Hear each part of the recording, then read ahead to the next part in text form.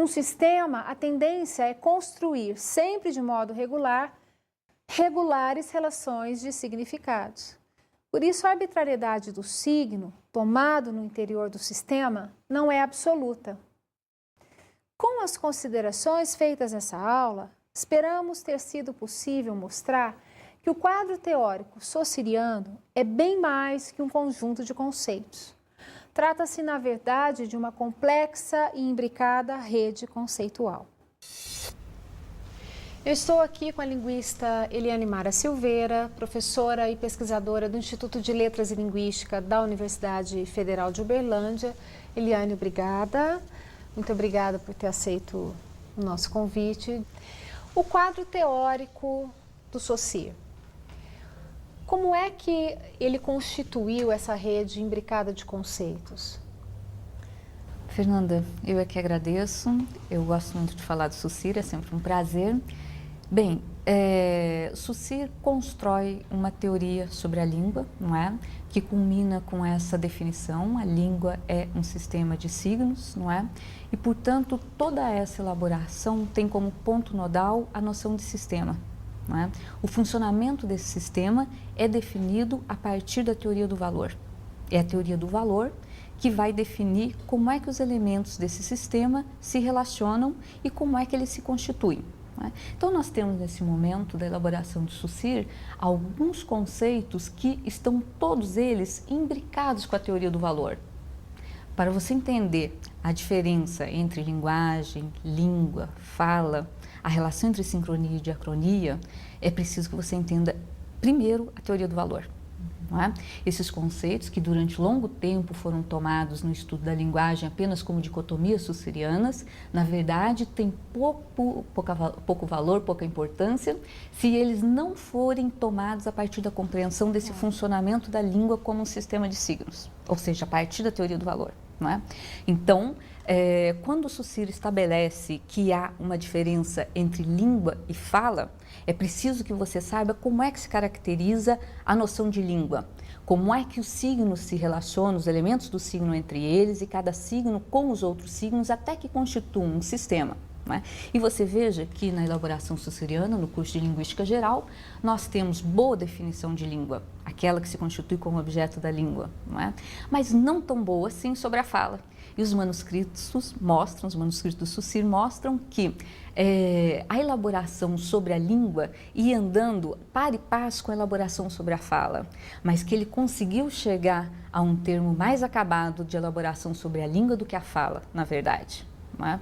Então, uma coisa importante, por exemplo, você tem um capítulo que fala de relações sintagmáticas e associativas. Não é?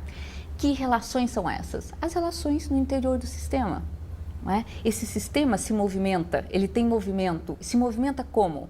Não é? A partir dessas relações que são associativas ou sintagmáticas. Então, toda a teoria do valor é o centro a partir do qual você vai entender todos os outros conceitos saussurianos. Né? Esses conceitos, isoladamente, têm muito pouca importância para compreender o funcionamento da língua. E o Saussure do curso de Linguística Geral e o Saussure dos manuscritos? Como é que você analisa, né, o que supostamente parece ser assim, entradas totalmente díspares, né?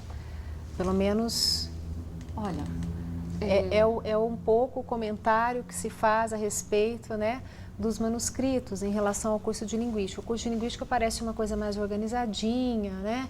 Parece um Saussure que não tem muita crise com a própria teoria, um Saussure que elabora formulações fortes, sem muitos problemas, não é?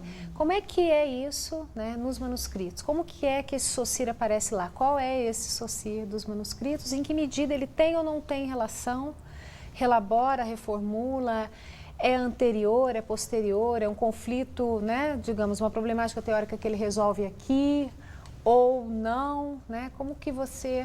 Qual é a sua leitura dessa relação, né, do Saussure dos manuscritos com o Saussure do curso de Linguística Geral? A sua leitura, não é? Fernanda, ali pela década de 50, era comum se dizer que havia dois Saussures. não é? O Saussure dos anagramas, ou seja, aquele que estudava os versos latino e era chamado Saussure noturno, não é? E o Saussure diurno, aquele que dava os cursos de linguística geral, cujas anotações foram culminar no livro Curso de Linguística Geral. De lá para cá, houve uma relação um pouco mais próxima com os manuscritos do Saussure e também uma série de pesquisas novas a respeito das elaborações de Saussure. E essa dicotomia, mais uma vez, Saussure parece que era marcado pelas dicotomias, né? A sua interpretação era marcada pelas dicotomias, ela se dissolveu, não é? Por quê? Alguns estudos mostram que a elaboração dele sobre os anagramas presentes nos versos latinos estão muito próximos das elaborações dele da teoria do valor. E olhe que a teoria do valor, todos têm conhecimento a respeito dela a partir do curso de Linguística Geral, não é dos manuscritos. Uhum. Nesse sentido é que eu não acredito que os manuscritos eles sejam alguma coisa que revele um Saussure inexistente no curso de Linguística Geral. Não é? O que os manuscritos trazem de interessante, não é? E que um livro como o Curso de Linguística Geral, como qualquer outro, nunca poderia trazer, na verdade, são as marcas do movimento de Saussure na fundação da linguística, que é título do meu livro. Isso por quê? Porque nesse movimento dele de escrever, nas suas inquietações sobre a teoria, sobre o funcionamento da língua, vai aparecendo na sua escrita, não é? Rasuras, incisos, repetições, que são movimentos que mostram como é que ele vai tratando cada um desses elementos conceituais da língua que estão presentes no século XIX, e ele diz que essa terminologia corrente é absolutamente inadequada, não é? Então ele toma para si a tarefa de refazer toda essa terminologia, e ele constrói uma nova teoria a partir disso. Então você vê nos manuscritos, e isso os manuscritos são sedutores, são fantásticos, eles são maravilhosos, você vê um movimento de um homem buscando uma elaboração sobre o funcionamento da língua. A construção de uma reflexão teórica. Exatamente, a angústia dele diante de dizer o novo, de dizer aquilo que nunca havia sido dito ainda, não é? E você lembra que o Curso de Linguística Geral, ele é um livro que foi publicado póstumamente. Por quê? Porque ele sempre dizia que ele não tinha ainda a teoria acabada, que ele ainda estava por dizer ainda coisas importantes sobre a língua. Morreu antes que pudesse publicar um livro, e os seus alunos, e eu acho que sabiamente, publicaram o Curso de Linguística Geral, porque essa revolução que se deu na linguística e que influenciou outras áreas, elas, na verdade, vieram a partir do Curso de Linguística Geral. E o Saussure comparatista? O Saussure lá do século XIX, como que é isso? Qual a relação que você vê? Há uma leitura, né, de uma certa continuidade, né, e também, e ao mesmo tempo, a tentativa de mostrar determinadas rupturas que o Saussure realiza com relação aos estudos do século XIX. Né? Então, como é que você enxerga, analisa essa relação? O Saussure que rompe, mas o Saussure também que não nasceu do nada, né? Ele não surge né, de uma mágica qualquer, ele se constituiu enquanto um linguista do século XIX. Saussure era um homem do seu tempo, ele era um homem do século XIX. Ele era um comparatista, teve sua formação na Alemanha entre os comparatistas, não é? Mas eu vou lembrar aqui com você que o título da tese dele, de toda a formação dele, se chamava Memórias sobre o Sistema das Vogais Indo-Europeias.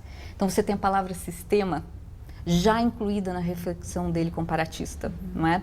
Então, na medida em que ele tinha uma formação comparatista, ele já conseguia subverter essa formação na direção do que viria a ser elaborado mais tarde como teoria do valor. E a influência do Whitney?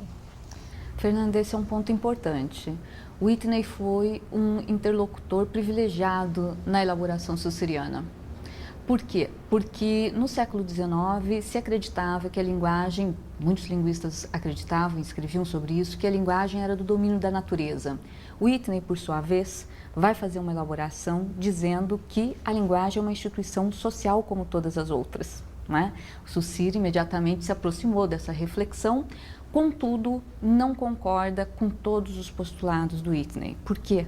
Porque se a linguagem para o Whitney é uma instituição social como todas as outras, para Saussure não é? Ela é uma instituição social para ele, em determinado momento da sua elaboração, contudo, não como todas as outras. Nós sabemos que a elaboração de Saussure caminha numa formulação teórica que vai dizer do funcionamento específico da linguagem, distinguindo-se de todas as outras realidades, inclusive a realidade social.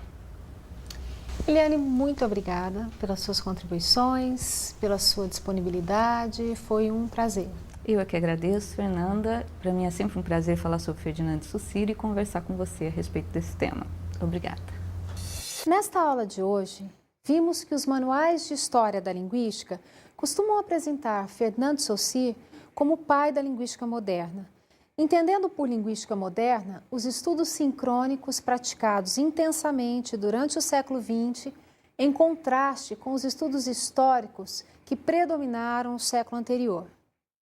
Além disso, vimos que duas das novas diretrizes colocadas por Saussure no curso de Linguística Geral dizem respeito a dois movimentos que ele realiza: os movimentos de constituir um objeto de estudo e um domínio próprios da linguística. Também tratamos das clássicas dicotomias saussurianas, a dicotomia sincronia-diacronia e a dicotomia língua-fala, e da noção de signo linguístico. Todas essas questões foram apresentadas sempre buscando mostrar que o quadro teórico proposto por Saussure é uma rede de conceitos imbricados entre si e organizados a partir de dois princípios que são fundantes em Saussure. O de sistema, conceito que coloca a exigência de se tomar os elementos da língua sempre em relação, e o de autonomia desse sistema, princípio expresso pelo linguista por meio da formulação de que a língua tem uma ordem própria de funcionamento. A rede teórica constituída por Saussure foi decisiva para os caminhos a partir de então seguidos pela linguística, porque possibilitou o surgimento de condições efetivas para se construir uma ciência sincrônica da linguagem.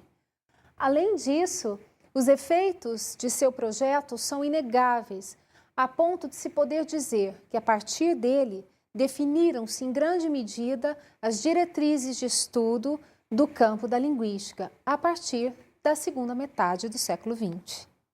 Vamos agora às nossas dicas de estudo.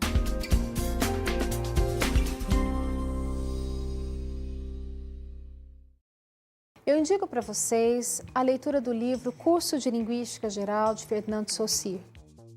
Esse livro é fundamental para se compreender não só a história do pensamento da linguística, mas também o seu momento de constituição, todas as diretrizes que foram colocadas por Saussure e que foram definitivas para a constituição do percurso teórico desse campo. Bons estudos!